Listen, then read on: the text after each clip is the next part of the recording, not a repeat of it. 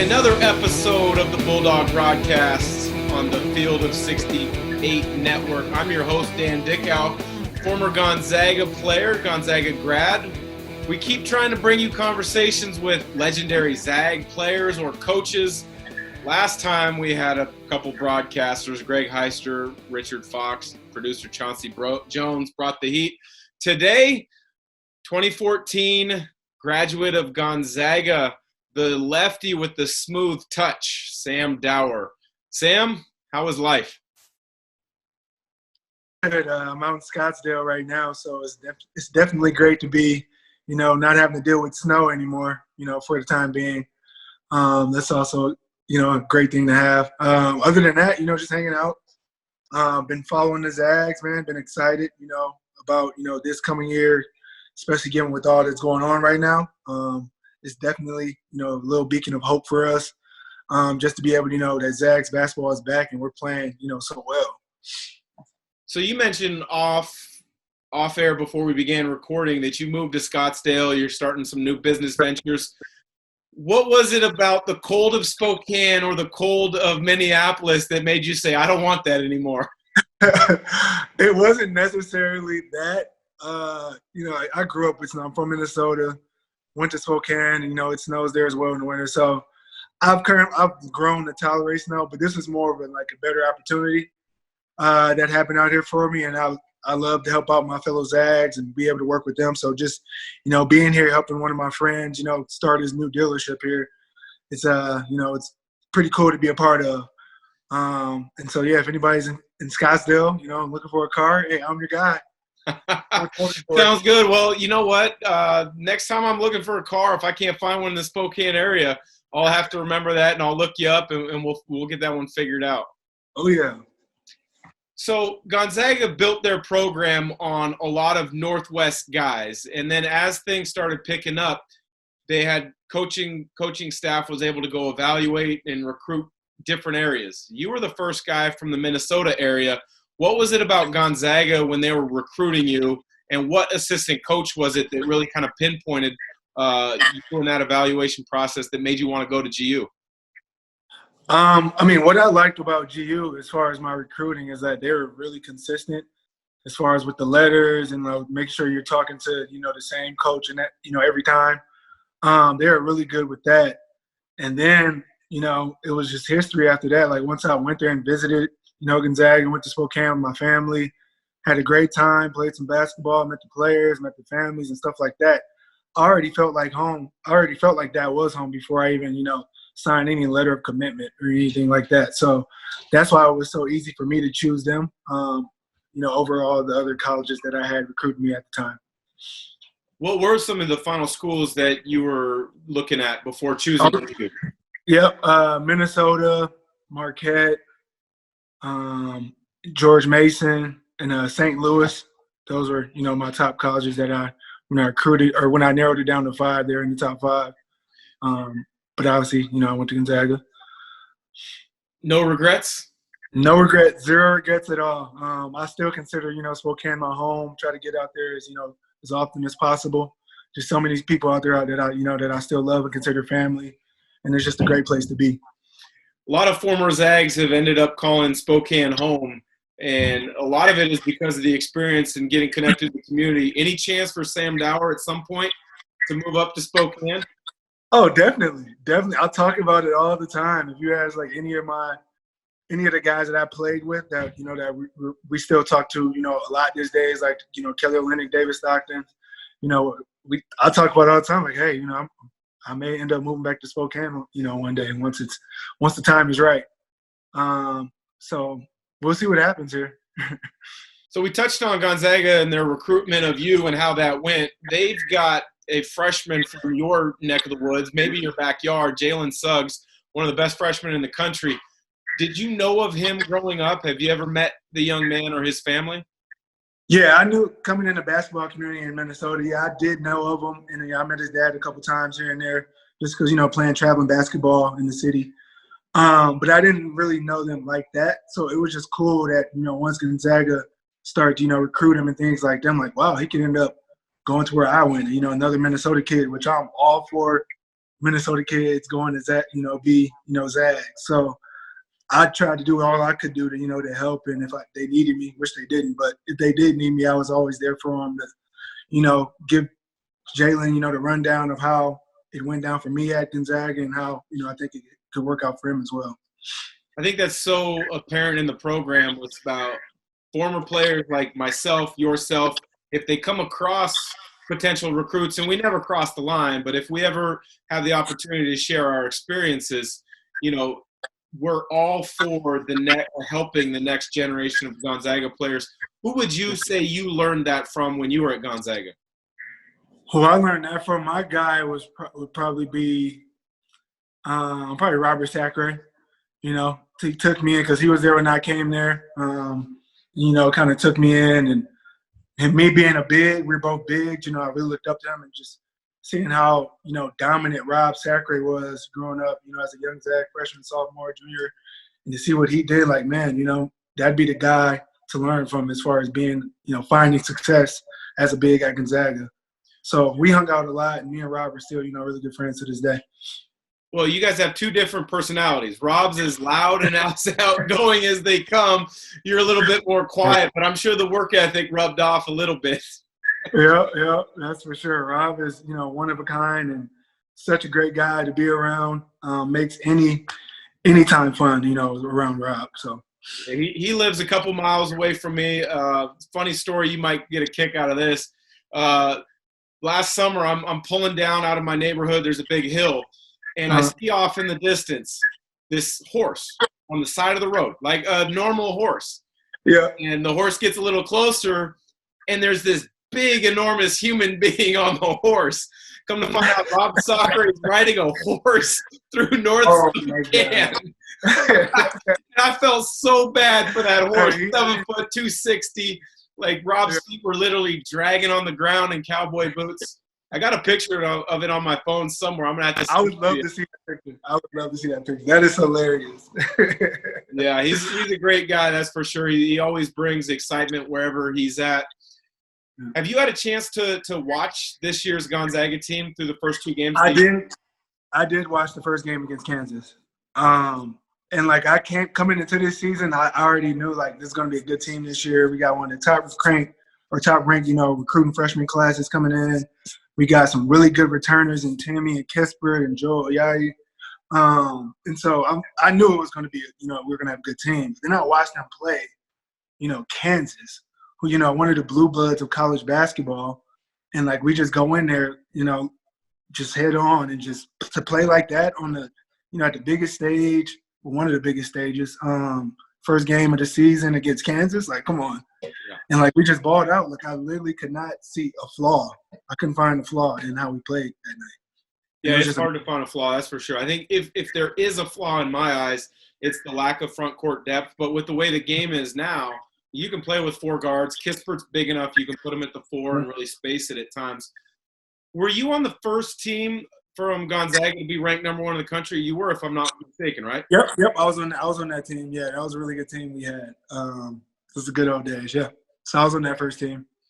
What was Coach Q's message when that came out that you guys were ranked number one in the country? Because he's never really been a guy that's been into rankings or accolades, but I can only imagine that was a pretty proud moment for you and your teammates. Yeah, definitely. I can't remember exactly what Coach Q said to us, but like you said, he's not big into the rankings. He doesn't want us, he never wants us to get over our heads. At the end of the day, just wants us to go in and play our tails off night in and night out. And that's what we did. That's where we got to where we were at. And you see that with this team this year as well. Even though it's a small sample, but you can just tell it's going to be a special season for those guys. It's so hard to believe. I know for myself, my senior year, we were ranked as high as 6th in the country. You were on the team that was ranked number one for the first time. They're a preseason number one. That blows my mind. I've always had a huge amount of pride for the program. I've always obviously pulled for the guys, and I want them to do well. But when you take a step back and look, preseason number one, preseason All-Americans, guys that are talked about, maybe being player of the years, how much pride do you have in the fact that you played a big role on a number of teams? Oh, so much pride. Not only that, but just to see how Gonzaga has, progressed, like we're always getting better and better. Like we're moving away from being that Cinderella story and like we're starting to slowly become a blue blood of our own, we're America's team. So it's just cool, just to see that. And like now we are able to get, this top talent to come to Gonzaga and so we can really, compete for a national championship every year. That's just amazing to, just see that, man. When you first got to Gonzaga, I saw you practice at practice a number of times, and you always seemed to have a really good connection with David Stockton in the pick and roll. He almost kind of sensed the pick and pop action with you. Is that something that John may have ever talked about to you and him, about him and Carl worked on it for so many years, were almost perfected it with the Jazz? I mean, yeah, definitely. It's something that, I think, Big John, he always would try to, lead us in the right direction as far as how we can prepare ourselves and be, ready to produce at the, highest level in the game. So he would definitely, like me and David were really successful with that pick and roll, because, so here and there, John Stockton would be able to give us, hints and how he did things in certain situations. And we really took that in and it ended up being really successful for us. You were a lot like myself in that you had a redshirt year at Gonzaga. Mine was after transferring from UW. Yours was to start your career, and I believe it's because you had an injury. What was that redshirt year like for you and the mentality that you had to have? I mean, the redshirt year was great for me, just because I felt like it gave me a chance to really catch up as far as like the physical side of the game. Because coming out of high school, I was like always taller than everybody, and and that's why I saw a lot of success. But once I got to college, everybody's my height. There's guys that are heavier than me, they're stronger and things like that. So I did need that year to catch up to the physical aspect of basketball in college. But I looked at it, hey, like it's a way for me to see what I lack at, and I have time to fix those things and really focus on it rather than playing through it and not being able to work on those things as much.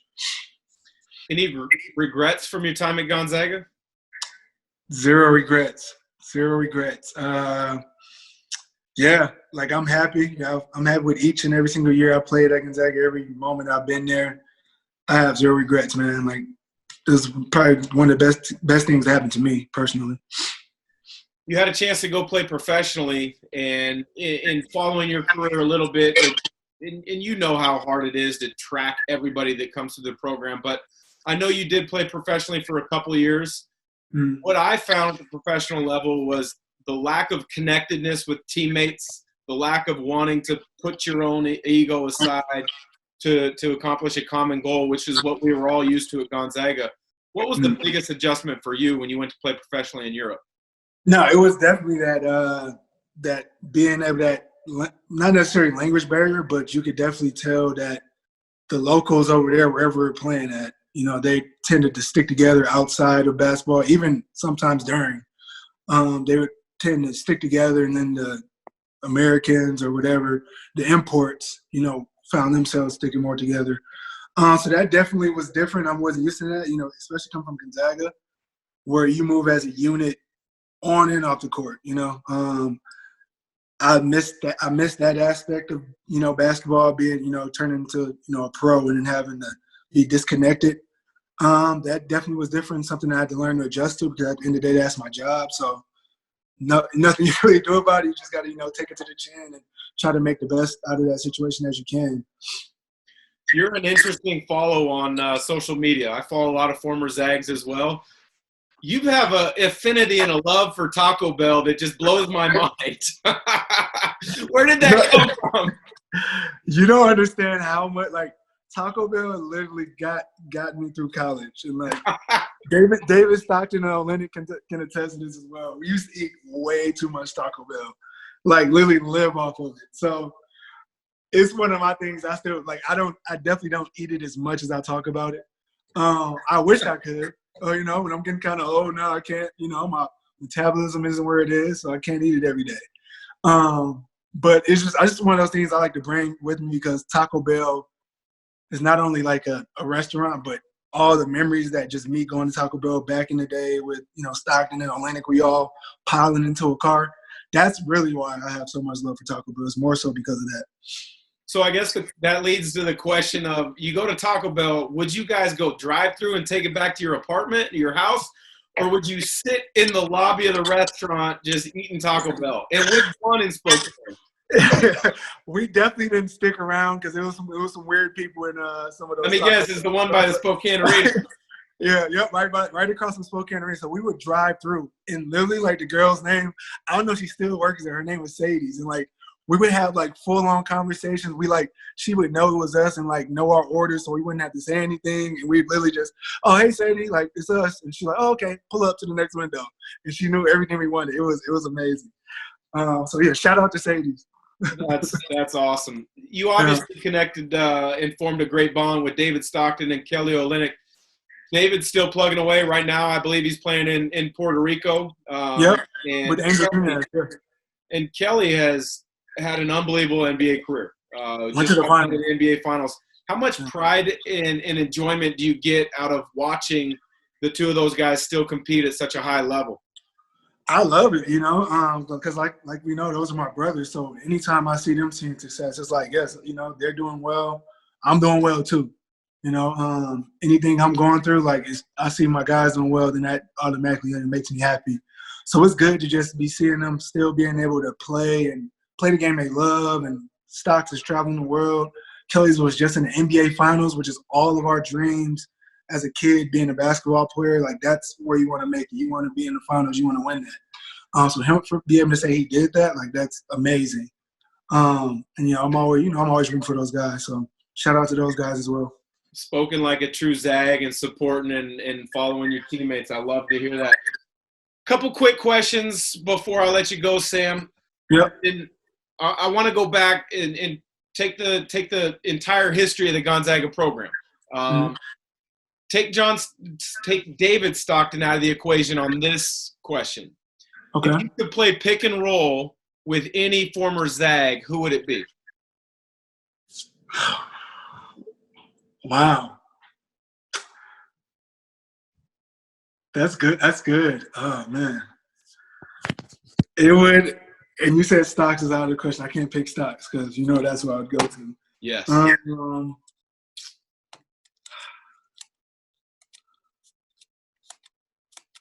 man. There's a lot of good ones. You got Nigel. You got Josh Perkins, Massey. Yeah, I know. I'm going to shake things.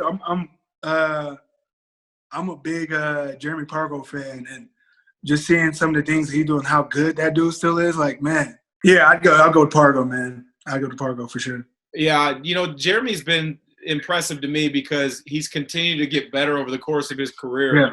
He had a couple years in the NBA, but he's played for some really good overseas and China teams. For sure. Toughest defender of all time. Toughest defender? That I played with? Yeah. Gary Bell. Gary Bell, hands down. Don't even got to think about that. You know what? I asked Angelo the same question, and he didn't hesitate to put Gary Bell in the top 3. So that's a great call. Gary Bell Jr. Yeah.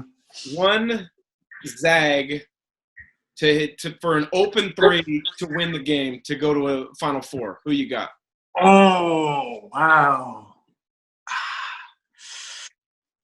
One Zag for 3 for the.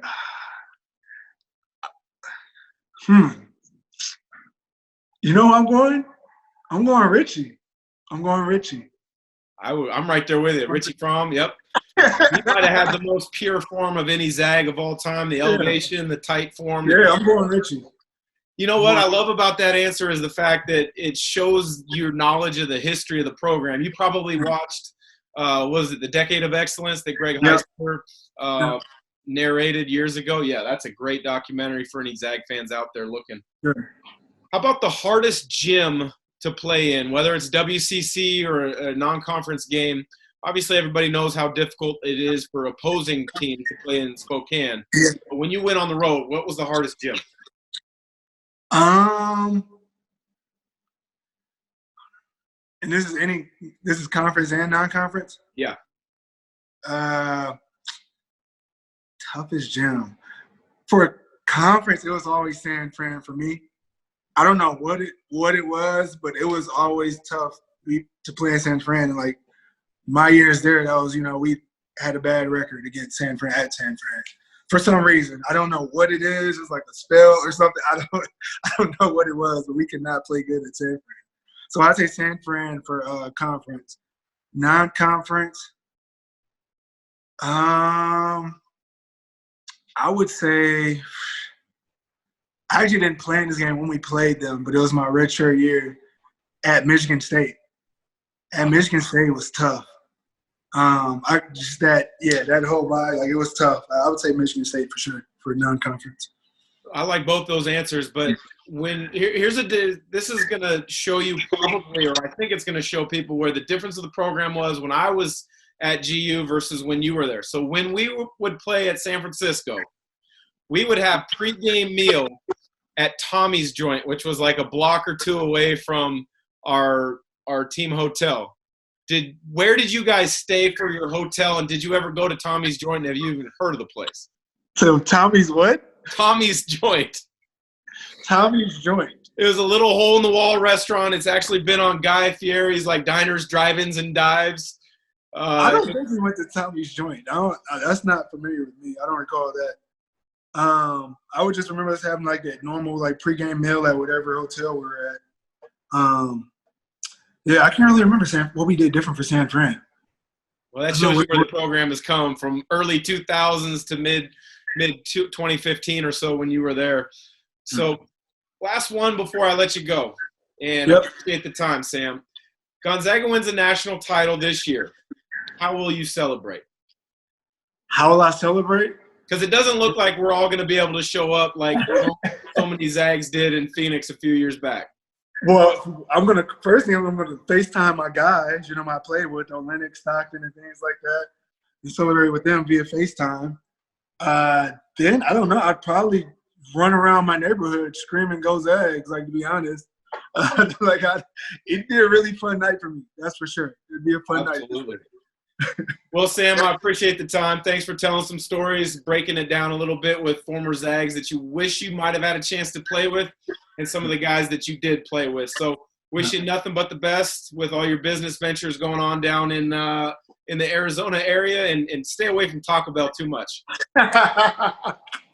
I'll try, man. It'll be tough. I'll try. Thanks for having me, though, Dan. Yep. Take care.